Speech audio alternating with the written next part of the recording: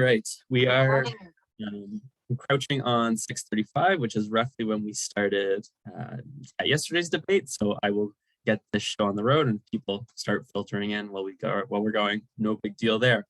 So hi everyone, welcome to our second debate night. Tonight is the junior senator and president debate night, and much as with last time, I'll briefly start by introducing myself, the elections committee, going through the rules, and then we will get into the questions. But first and foremost, two important things.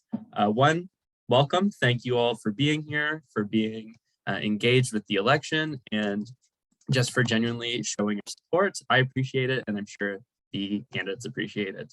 The next thing I would like to do is just a land acknowledgement.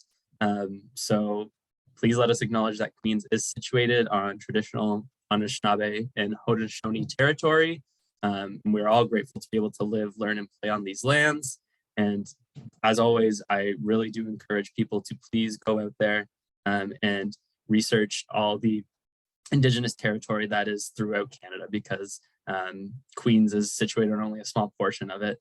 And it's good to be knowledgeable about this stuff. So thank you very much. Okay, with that being said, hi, my name is Nick Neoclaus, and I am the Chief Electoral Officer and Speaker, and I will be conducting this debate night, so to speak. And with me, I have the rest of the Elections Committee. So I have the Deputy Returning Officer, Salvatore, the Chief Returning Officer, Andrew, the Director of Governance, Andrew De Silva, not to be confused with the other Andrew, and the Vice President of Student Affairs, Kaineska Edwards, all here. So big shout out to them for helping this event run smoothly. And then we do have our presidential candidate, Danielle Rivard, and our junior senator candidate, Adam Raco.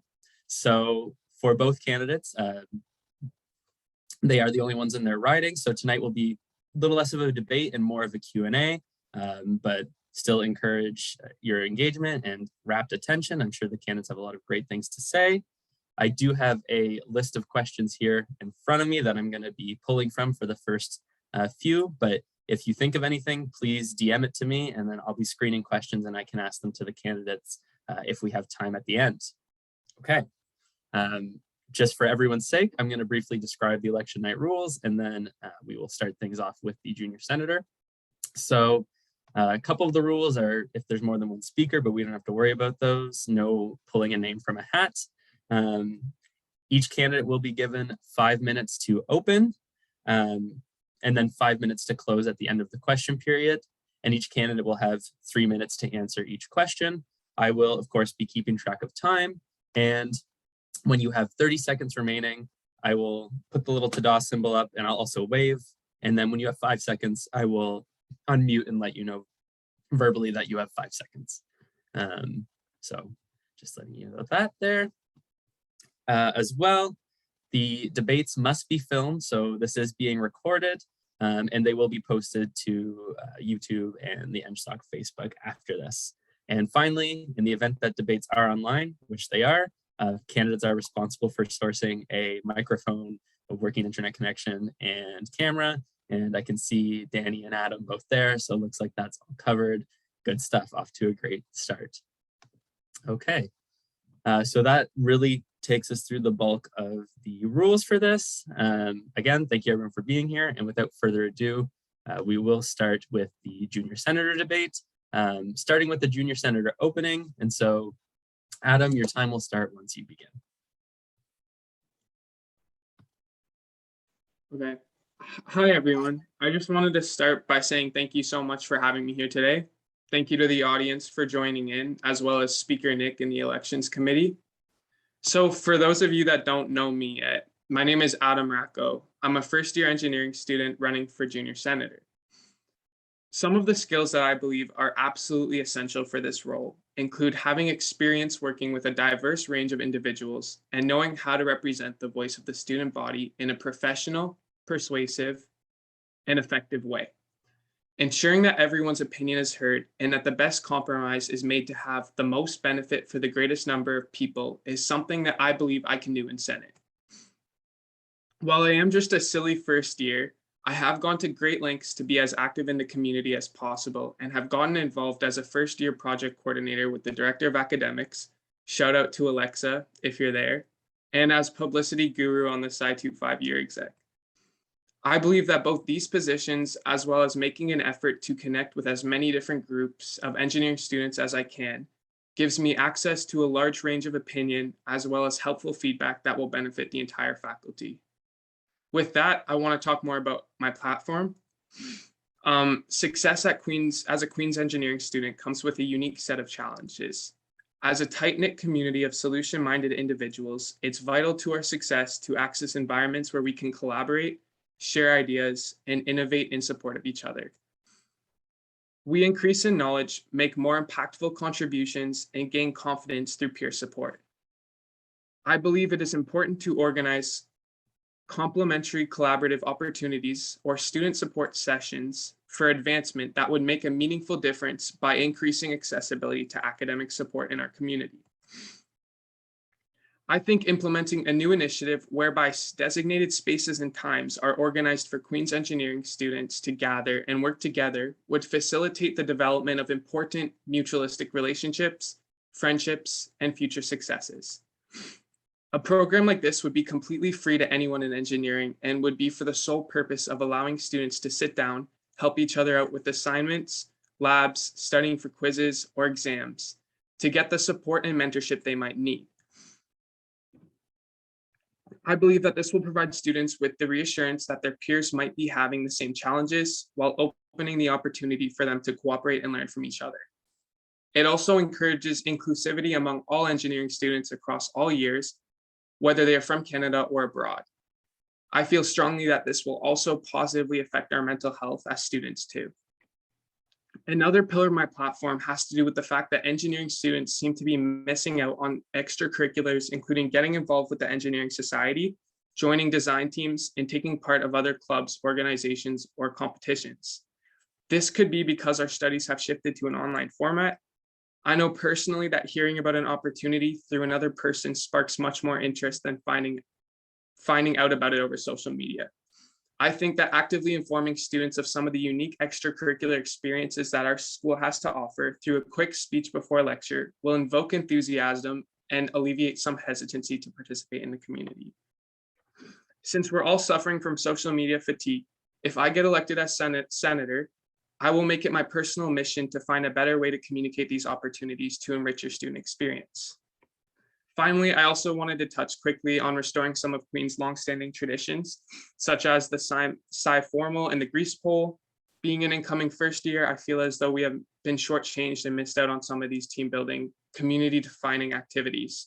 I think that organizing an event that allows those who missed out to participate in these in a safe, inclusive way would ensure that these traditions are preserved and maintained for graduating years to come. I'm looking forward to this debate and hope I'm able to answer everyone's questions. Thank you.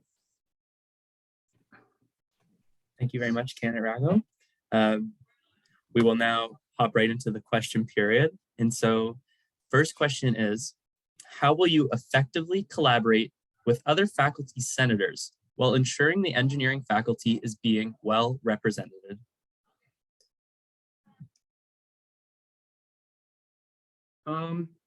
Okay, so with things that happen in Senate, I think it's really important to be transparent and to be open and talk to my peers and talk to everyone I know. And would you be able to ask the question again? So my bad. Absolutely. Yep. Thanks. So how will you effectively collaborate with other faculty senators while ensuring the engineering faculty is being well represented?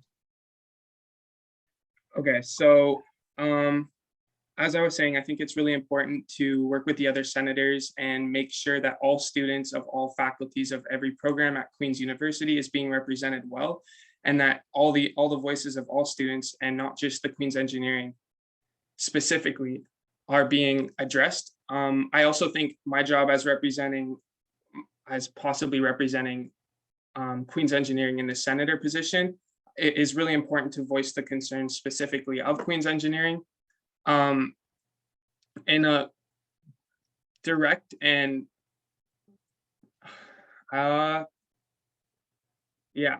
Sorry. No worries at all. Would you like another question?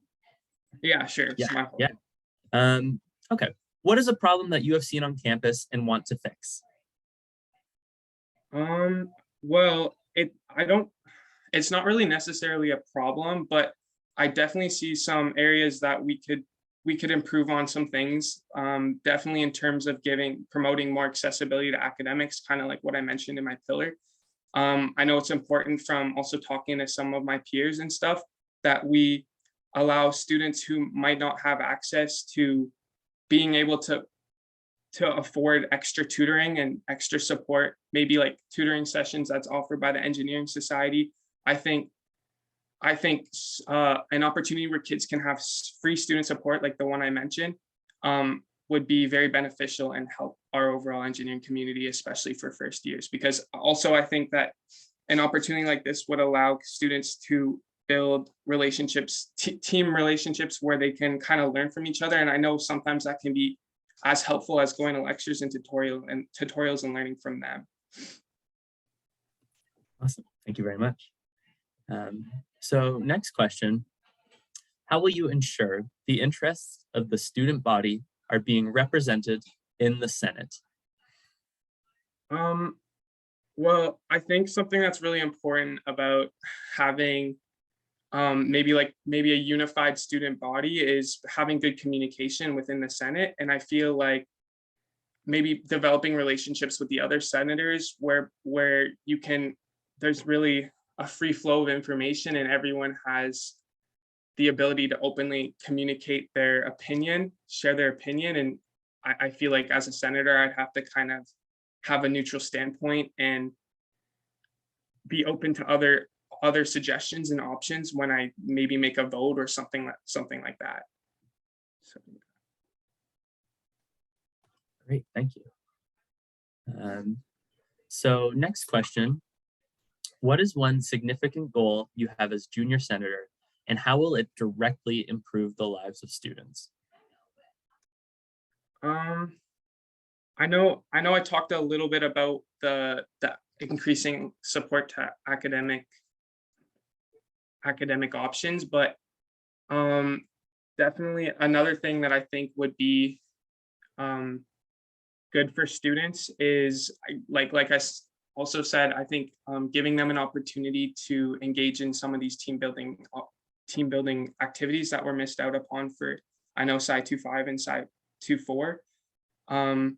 I think the whole idea of the grease pole being that you're going to face really challenging tasks in engineering, and through perseverance and collaboration and working together with your fellow engineers, you can almost achieve anything.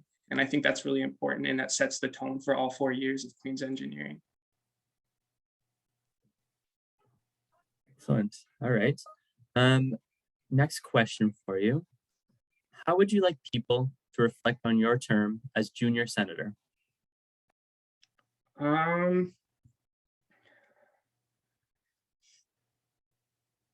Well, first of all, I think that's a really good question. And I think what's really inspired me to take this position in the first place is having the responsibility to support and represent my fellow peers.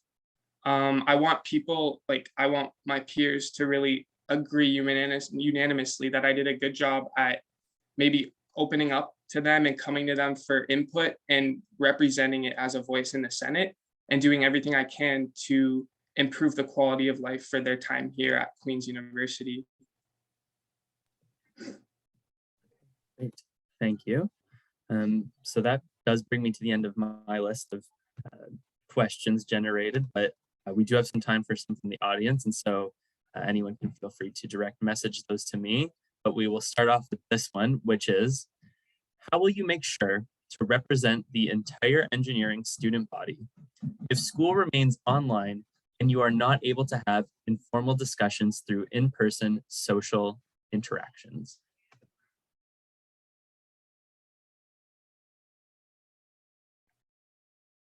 Okay, so one thing that I think would put me in a good spot for this, and I think that's something that could be exercised for being communicating information, for even despite being in COVID and maybe there being difficulties with information being passed around, is through social media, and also having access to the Sci25 Instagram account would allow me to reach out to people and to maybe tell them about things that are going on in Senate and receive that input that might be needed in order to make a decision or have the best course of action for Queen's engineering in general.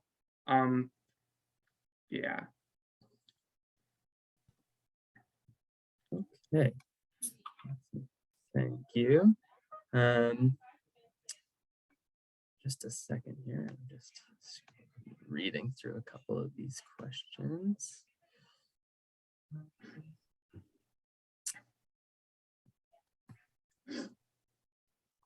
Okay. So here's a question, and you're take some time to think about it, and your time will start after the question. So you talk about the importance of the grease pole, but you've also mentioned that inclusivity is important. And so the grease pole is an event that can be inaccessible for a large number of students. And so how might someone bridge this issue, or what are some ideas for maybe bridging this issue? In terms of accessibility, do you mean maybe because students like lack of interest, or do you have any specifics on that or no? Accessibility, I think just generally, maybe not necessarily lack of interest, but just not able to participate in it for one reason or another. Physical, mental, however you'd like to, the direction you'd like to take it. Okay. For kids that maybe don't have interest, or I think for that, maybe coming up with other activities for them to do that kind of convey the same lessons as activities like the grease pole would be a really good start. What else did you say at the beginning there, just so I can? Yeah, absolutely. No, that's all good. So just talking about the grease pole and that inclusivity is important. Yeah. And it is an event that can be inaccessible for some. So just ideas around bridging that gap, or bridging that issue for some. Yeah. Well, I know for me also, having orientation, the fact that my FRECs were really inclusive and made me feel really enthusiastic about participating in some of these Queen's traditions was really good. And I think continuing that and definitely allowing those students who might not be so interested, actually, for me, I know I wasn't so keen on doing some of these activities at first, but seeing my friends do them and seeing my FRECs kind of push me to do them, and kind of giving me that sense of, okay, if you don't do it, you might miss out and you're probably going to regret it. I think that really helped me with wanting to participate more and being inclusive with the experience. Thank you. Here's another one for you. So the role of student senator can be overwhelming with an abundance of documents to read and meetings to attend. So how will you ensure that you take care of your mental health and ensure that you can still properly represent the student body? I think for me with mental health, being able to talk to people and definitely talking to people about things that are happening as with my job on Senate, coming to people from the engineering society and talking to them would definitely help my mental health with this. Other things for mental health I can think of, maybe continuing to do the personal things that I like to do.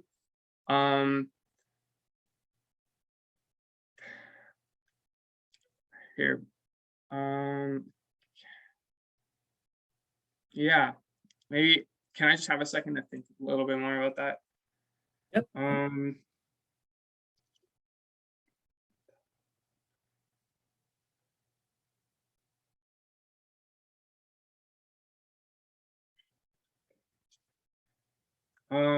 I think, yeah, also, yeah, probably getting more involved in the community is something that would probably help my mental health too, actually.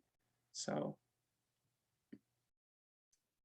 Awesome. Thank you very much. So that does bring us to the end of the questions list. So whenever you're ready, we will go into the closing, and the time will start whenever you do. Okay, so if you give me the chance to represent you as a junior senator, I'll make sure I do everything I can to keep the engineering spirit alive and make an impactful difference that will mean something to all of you.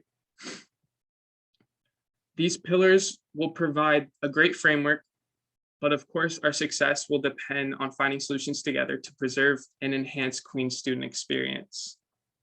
Thank you all so much for your time and attention today, and please make sure to vote. Thank you very, very much, candidate Raco. So that does bring us to the end of the junior senator debate section. And we will get right into the president's debate. If Danny is ready to go, starting with the opening, you will have 5 minutes starting from when you begin. Thank you.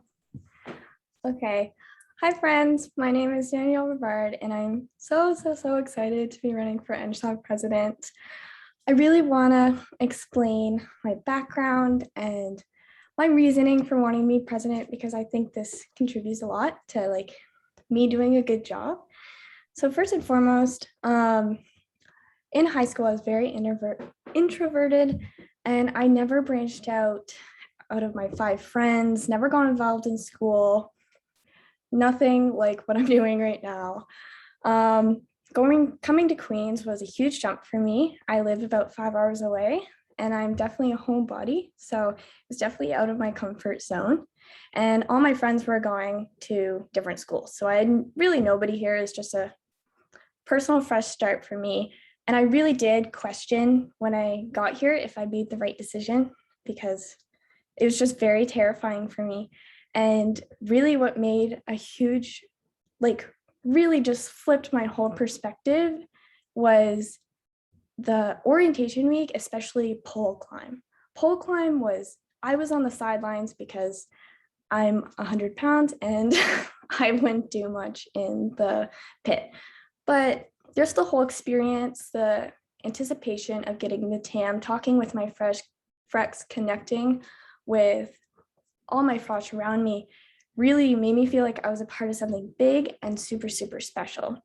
So that really made me decide that I made a good decision, and was further confirmed with everything else that has to do with the engineering society. I was an avid EngLinks customer. I went to Clark Hall and the tea room every chance that I got to. I was always in the ILC, and I've been overwhelmed with the sense of community that EngSoc brings. I've also been involved in every orientation week so far as a tech rec, and I've also been a part of Otis. And I've been really trying to get even more so involved in the past 2 years, but I haven't gotten the opportunity to.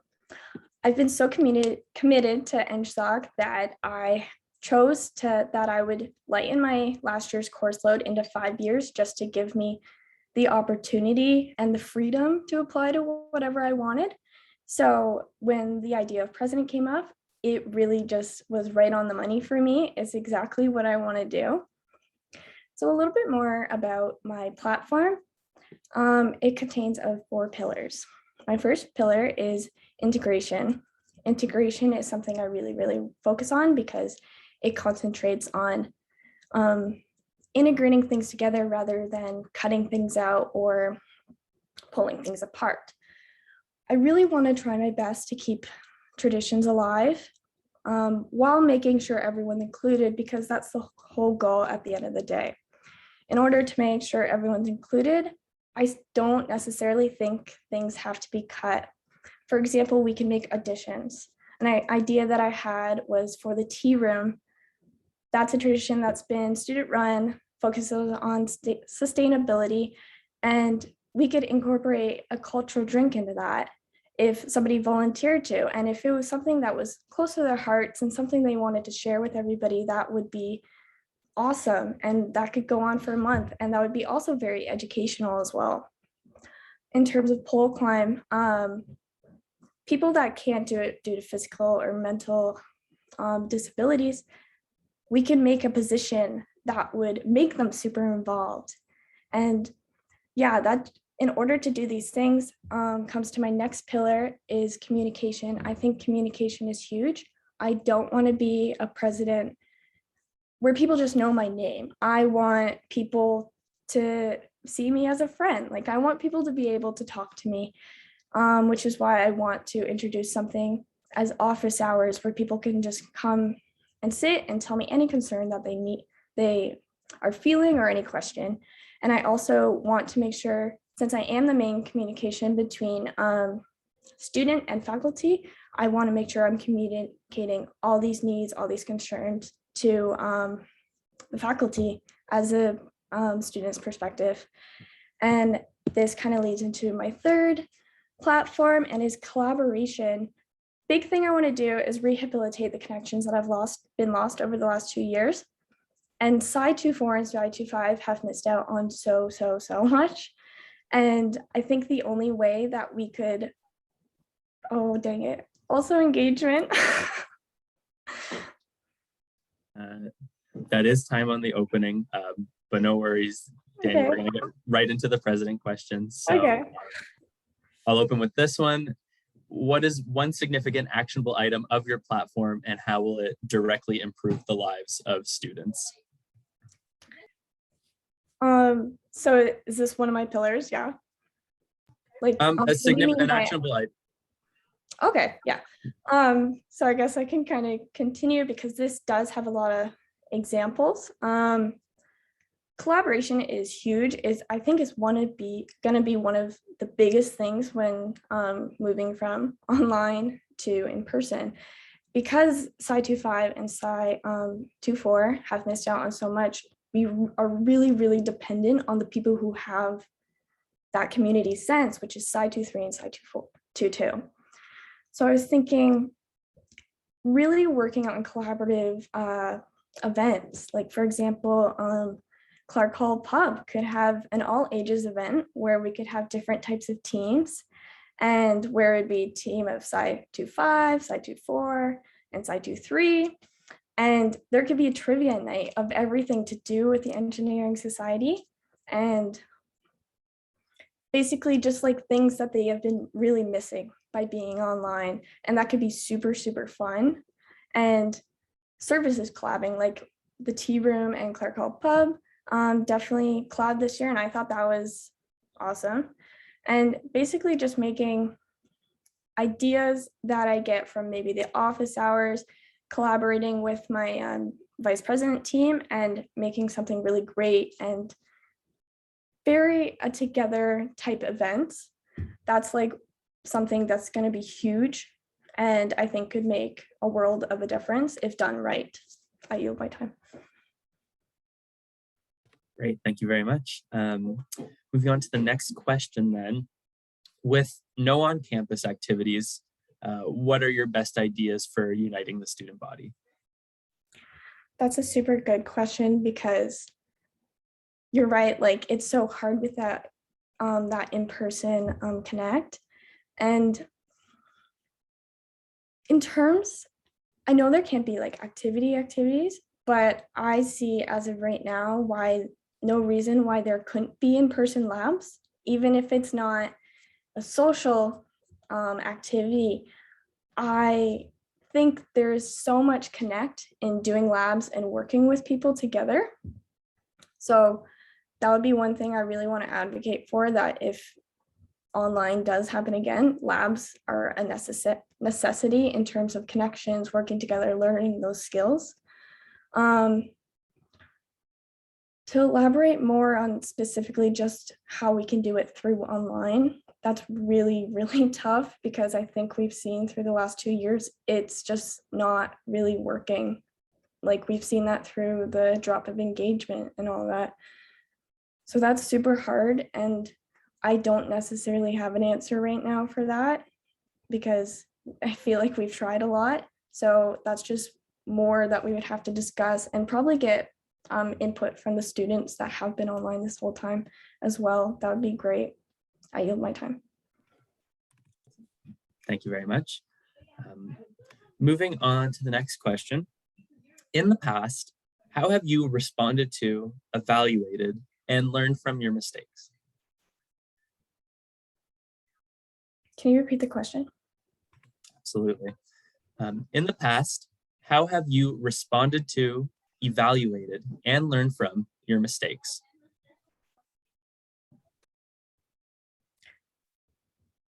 I think that's really hard. A big part of my mistakes is really overthinking things. So I guess I could focus on that for an example. I overthink things, I over-prepare, I overdo most things. And like the interviews I've been the most prepared for have been my worst. And so seeing how that was a mistake of me to really over obsess over things is how I reflected on that. I was like, I really narrowed down what I can do to like stop myself from getting overworked up about that thing, and also reaching out to people and getting different perspectives as well. Like reaching out to my friends who have done interviews and looked at it in a totally different way.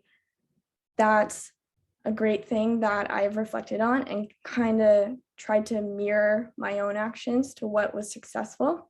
And I know the interview example isn't the greatest, but I have been using those steps in all aspects of my life when I'm making a mistake. I analyze what went wrong, what could I do, what can I do to make it a success, and definitely reach out to people who do know more than me, because there's always going to be something I don't know. So really reaching out to people who are educated on certain things and learning from that and integrating that into my own approach is how I would overcome mistakes. I yield my time. Great, thank you very much. Moving right into the next question then. How will you ensure the voice and needs of the engineering society are consistently being heard and effectively represented? That's a great question. And that's like the main thing that I want people to know. I want people to know that they can talk to me. I want people to see me as a friend. That's why I always address everybody as hi friends.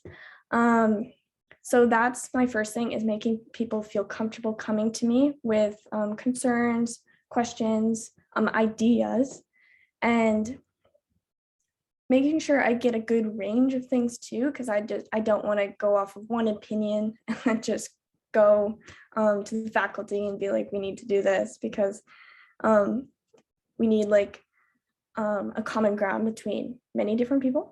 And basically, I would just really, really listen through those office hours, talk with my vice presidents because they have opinions too, and I would really love to hear their perspectives. And then going to the faculty and expressing what I've learned from the students and the different perspectives I've learned from the students, and come up with an idea on how to solve whatever concern is happening with the students. So really just focusing on what they are thinking and their ideas. I yield my time. Wonderful, thank you. Next question. How will you create an environment for innovation and inclusivity with the VPs? With the VPs, definitely, I'm really grateful for the candidates that are running, because they have more EngSoc, like within EngSoc experience than me, and I'm really, really grateful for those perspectives. And basically, I want to focus on addition, like I said, rather than cutting things, and integration, and all those things, and alterations as well. And so how I work with this with the VPs is I would say an idea, and then I would get their perspective on it. And then just really, and if we all aren't fully familiar with whatever we're talking about, then we can reach out to other people who do and come back and work together to really find a common ground. I feel like having the two VPs are really, really beneficial to making the best decision for the student body. Yield my time. Awesome. And then last question from my list, and then we'll go into questions from the audience. And that is, how would you like students to reflect on your term as president? I would like them to reflect by remembering who I was and remembering conversations they had through me, and remember feeling like they could voice their struggles, their concerns with whatever it may be, whether it's academic reasons, to do with EDII, all a range of things.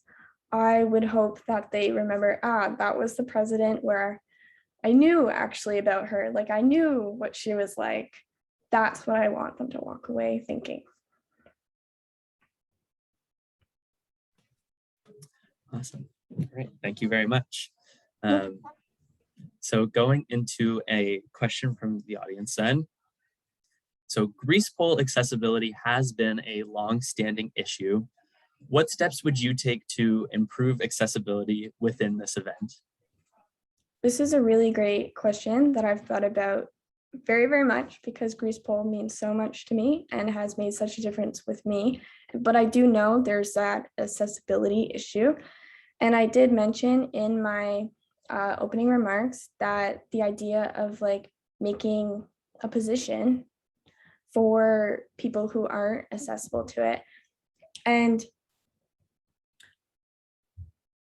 just making sure they're also able to be there, because a big thing with pole is just physical. You can't be in the pit, and I just want to really make sure they are still able to be around watching and actually enjoying the whole experience of it all, because you don't necessarily have to be in the pit to experience the whole I got the TAM excitement.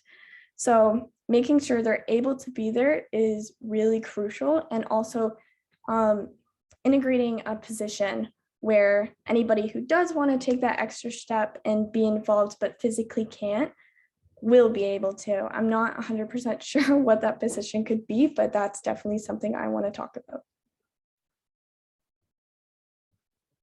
Okay, thank you very much. Moving on to the next question. So in your platform, you talk about getting the input of the student body. However, historically, there exists a certain stigma surrounding sort of almost the closeness of EngSoc, making a bit of a barrier for new students to entry. So i.e., if you perhaps didn't get involved in first year and didn't know people on the team, it might appear harder to get involved. And so it can discourage new students to be a part of the EngSoc team. How will you make sure students want to give their input and want to stay involved in EngSoc? Yeah, in all honesty, I've been rejected from so many positions. So I'm really understanding where it can be discouraging, and like you don't want to be a part of it anymore, and you're kind of losing the love that you might have. I was losing the love that I had for it just by, and it was nobody's fault. It just wasn't my time to be. And I think me even being in the position that I'm in right now, and how I didn't really let that affect my thoughts on myself, because I know what I'm capable of and I know I could do a really good job. So me being in this position is my whole making sure people can talk, like aren't scared to talk, because I am that. So yeah, that question really resonated with me. Thank you. Awesome. Thank you. Another question here for you. Aside from the grease pole, many other traditions are inaccessible for a large number of students. So as president, what traditions do you think EngSoc should keep, and how will these ones be made more accessible? That's a really tough question that I can't really answer specifics on, because it requires so much discussion between so many different people. And before deciding really to cut things out or not, I want to make sure I talk to the people that are feeling excluded, because that's what it's all about. And I can't just make assumptions on everybody. Me personally, I couldn't, just due to my size, I couldn't participate in many things, but I personally wouldn't want it any other way. But I do know there's lots of people who may have totally different opinions. So I think the best thing is to really just start talking to those people that feel excluded, because that's what we're altering things for. So it really needs to come from the people it's affecting the most.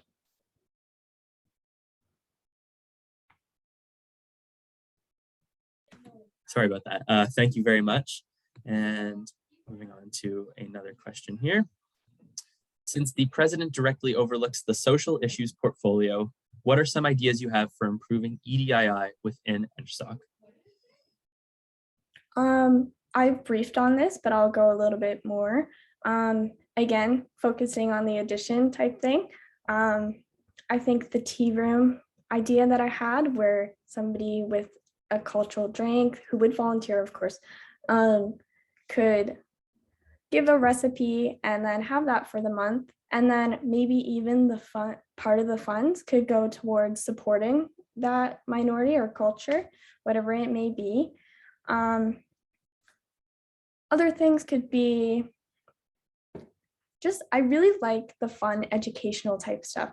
So another thing could be in Clark Hall Pub, if there was like a food or something from a different cultural background, they could volunteer and then like we could all make the food together, and that would be super fun as well. And I also think this is so educating, because if something I made a food or I tried a drink I really, really like, that's going to make me intrigued and want to learn more. And then that just brings us closer together as well, learning about each other's cultures, learning about each other's backgrounds.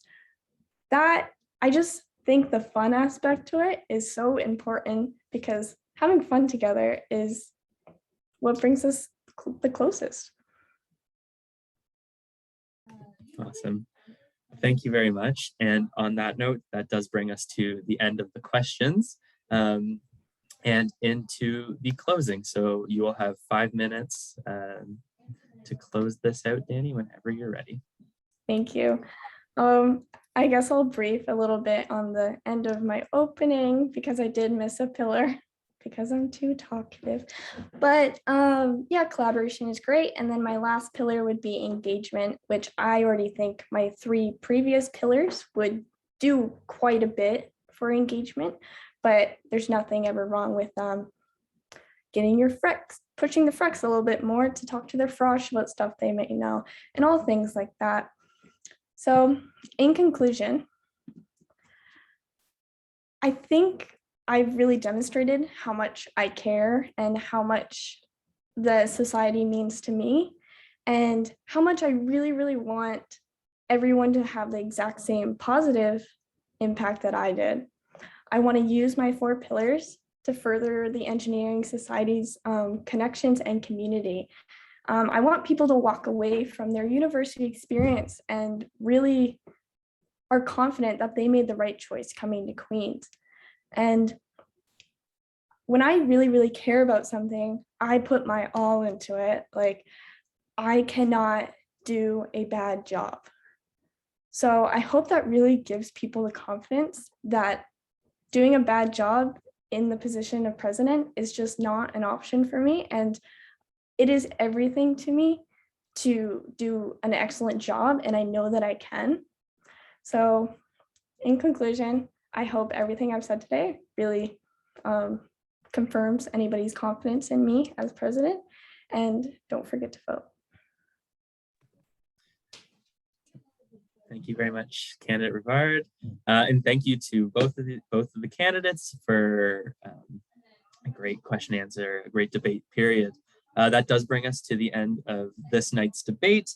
I would like to thank everyone for coming and participating, and for the really strong questions that were asked tonight. I think a lot of important issues were talked about here, and yeah, just really appreciate the engagement.